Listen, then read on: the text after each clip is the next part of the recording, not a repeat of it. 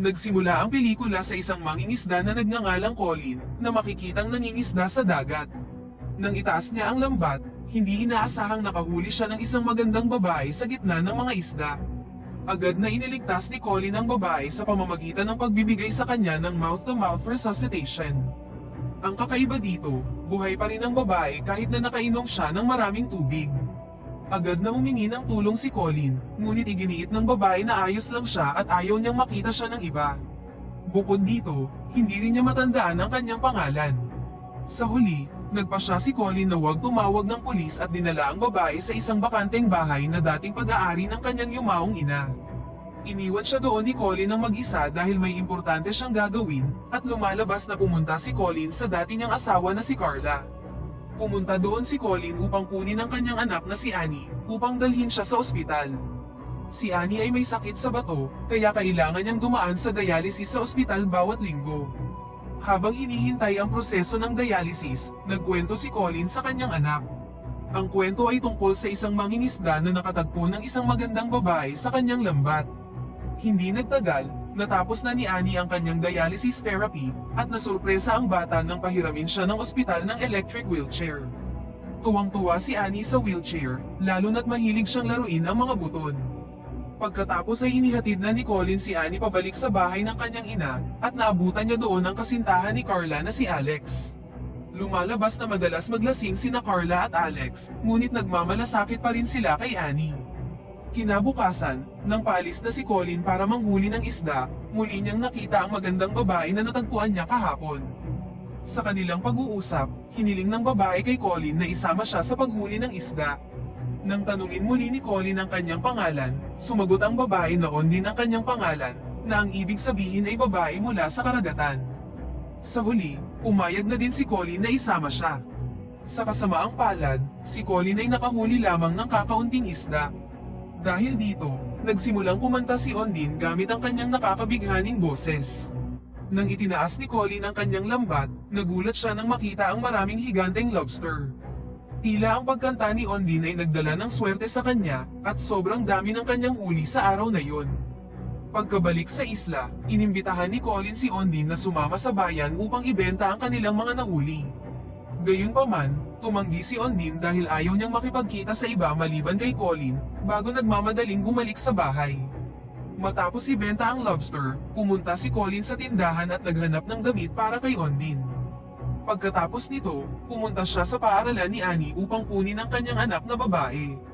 Sa daan, hiniling ni Annie kay Colin na ipagpatuloy ang kanyang kwento. Ayon kay Annie, ang babae sa kwento ng kanyang ama ay isang Selkie. Ang Selkie ay isang mythological character, isang seal na kayang maging isang tao. Matapos ihatid si Annie sa bahay ni Carla, umuwi na si Colin.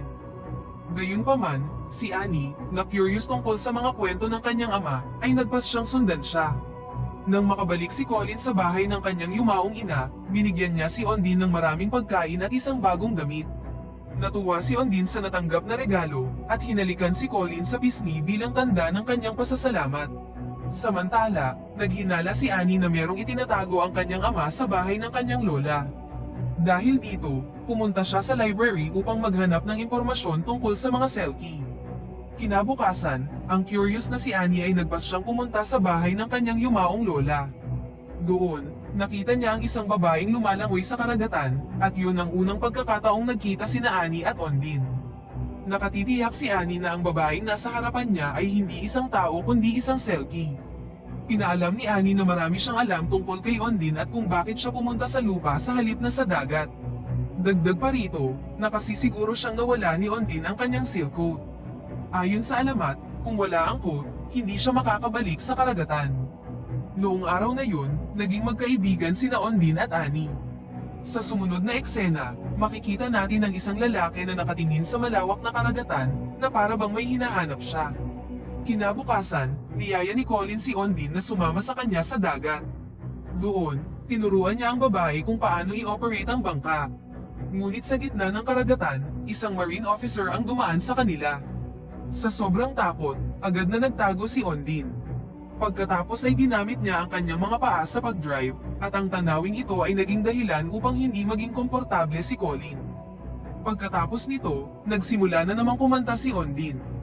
Ang nakapagtataka dito, ang lambat ni Colin ay nakahuli ng napakaraming isda, at hindi ito ordinaryo dahil walang nakakahuli ng salmon gamit ang lambat. Gayunpaman, huminto ang ilang marine officer sa bangka dahil naghinala sila sa malaking huli ni Colin. Naghinala ang mga opisyal na gumagamit siya ng bawal na lambat, ngunit itinanggi ito ni Colin. Dahil dito, sinuri ng mga opisyal ang compartment ng bangka, at nakita si Ondine na nagtatago doon. Sir, legal. Navigation lang. Nang sabihin sa kanila ni Ondine na ordinaryong lambat lang ang ginamit ni Colin sa panghuli, umalis na ang mga opisyal. Pagkatapos ay inimbitahan ni Colin si Ondine na sumama sa palengke sa pagbenta ng mga isda. Dahil nakita na siya ng ibang tao, pumayag na si Ondine na sumama sa kanya. Sa panahong yun, nakita si Ondine ng misteryosong lalaki sa di kalayuan. Nang makarating sila sa mainland, namangha ang ibang mangingisda dahil ngayon lang sila nakakita ng isang magandang babae sa kanilang lugar. Kalaunan sa palengke, kumita si Colin ng malaking pera sa pagbenta ng kanyang mga isda. Pagkatapos ay pumunta sila sa bayan at kinuha si Annie. Habang busy si Ondine sa pamimili ng mga bagong damit, ilang mga kababaihan ang nanunood sa kanya mula sa labas dahil sa pagkamangha sa kanyang kagandahan. Kinabukasan, bumisita si Annie kay Ondine, at nagpa siya si Ondine na turuan si Annie kung paano lumangoy. Habang lumalangoy, biglang natigilan si Ondine nang may nakapa ang kanyang paa sa ilalim ng dagat, at lumalabas na ito ang nawawala niyang silk coat. Sinabi ni Annie na dapat niyang ibaon ang kanyang coat sa lupa para mabuhay pa siya ng 7 taon sa lupa. Pagkatapos ay ibinaon nila ang coat sa hardin sa likod ng bahay, at nangakong hindi ito ipapaalam sa kahit na sino.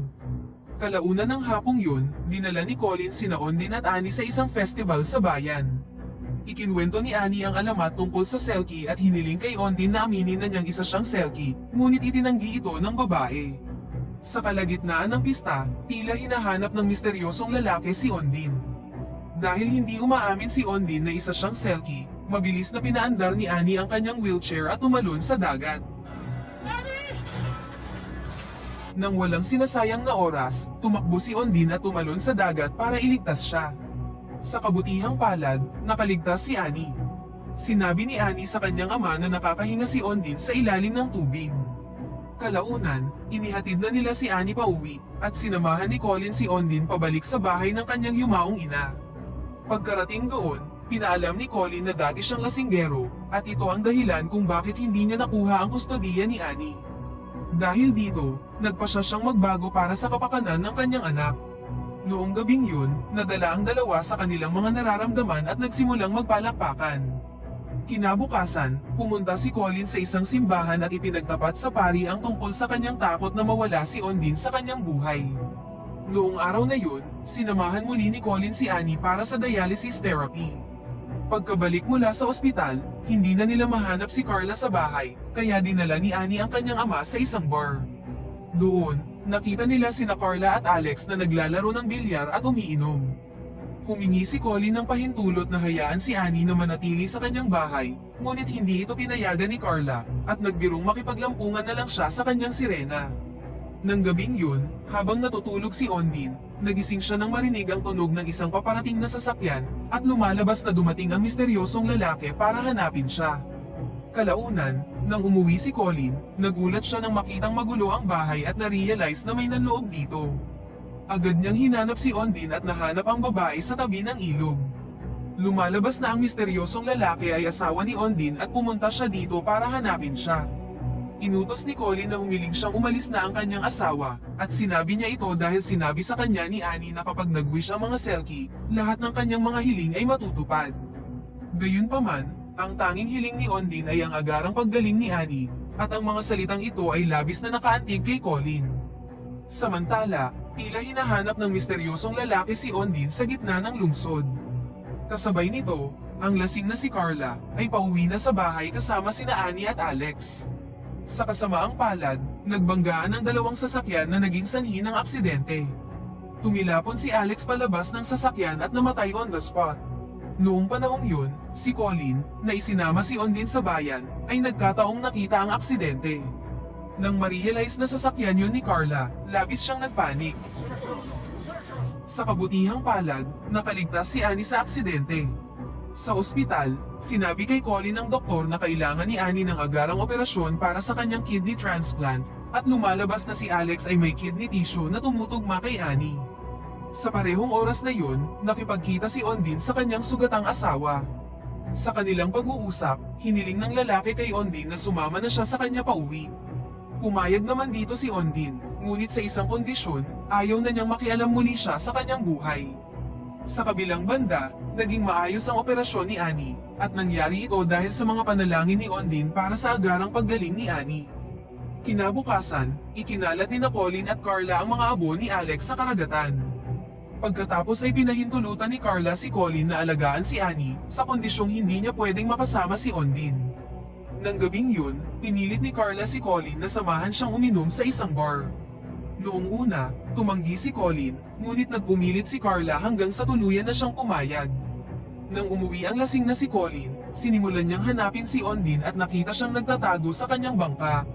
Pagkatapos ay dinala niya ang babae sa isang islang may lighthouse at maraming seal sa dalampasigan. Pagkatapos ay pinilit ni Colin si Ondine na bumaba sa isla. Habang lasing, iniwan niya ang babaeng mag-isa sa isla. Nang ma-realize ito ni Ondine, agad niyang hinabol ang bangka ni Colin ngunit sa kasamaang palad ay hindi na niya ito naabutan.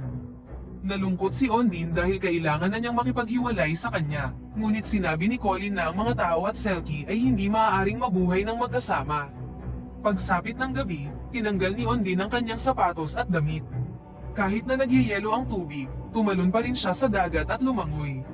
Nang gabing yun, pinuntahan ni Colin si Annie at dinala siya pabalik sa kanyang bahay. Nang tanungin ni Annie kung nasaan si Ondine, sumagot lang ang ama na wala na siya.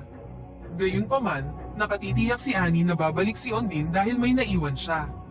Kinaumagahan, habang nanunood ng TV si Annie, may nakita siyang palabas na nagpapakita ng isang kumakantang lalaki.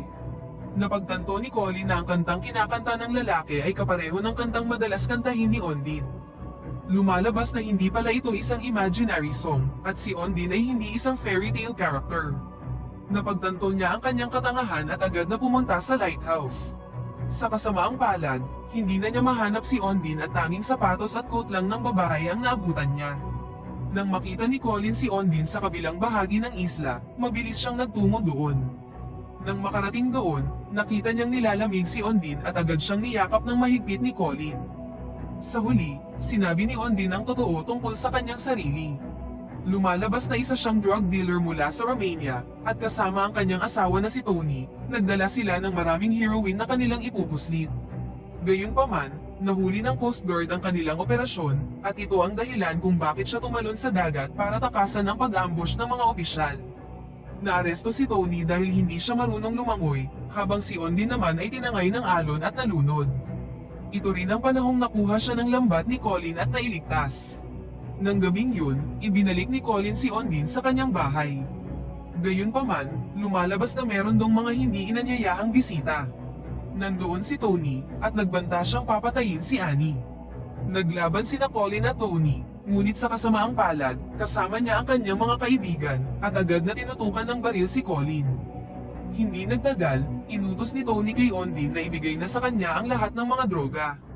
Upang mailigtas sina Colin at Annie, ibinunyag na ni Ondine kung saan niya itinatago ang droga.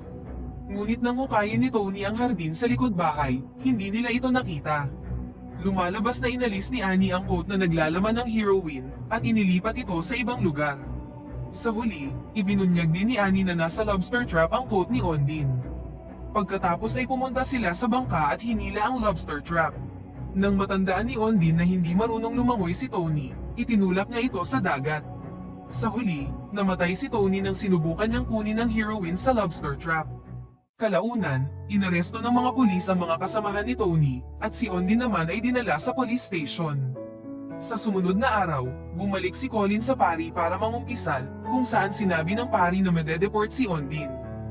Gayunpaman, maaari siyang manatili sa Ireland kung mag-aasawa siya at magiging Irish citizen.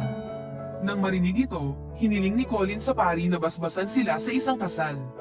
Sa huling eksena, pareho silang ikinasal sa tulong ni Annie. Ngayon, ang munting pamilya ay masaya nang namumuhay, at dito na nagtatapos ang pelikula.